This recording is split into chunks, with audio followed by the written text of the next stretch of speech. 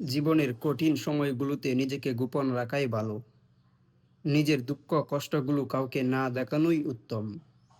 জীবনে যদি কখনো খুব খারাপ সময় আসে, তাহলে নিজেকে এমনভাবে আড়াল করে রেখো যেন তোমার গা ঘেঁষে বসে থাকা মানুষটিও টের না পায় যে তুমি গোপনে ভীষণভাবে ভেঙে পড়েছ, আঘাত পেয়েছ, পুড়ে চারকার হয়ে গিয়েছে তোমার মনের বন।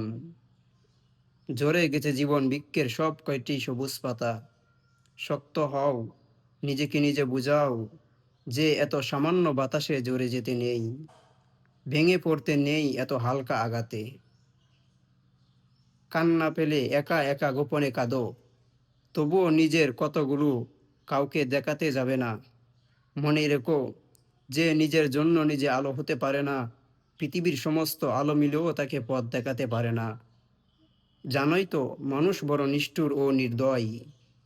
ভেঙে যাওয়া মৌচাক দেখলে ডিল মেরে আরো বেশি ভেঙে দিয়ে তারা পৈশাচিক আনন্দ পায়।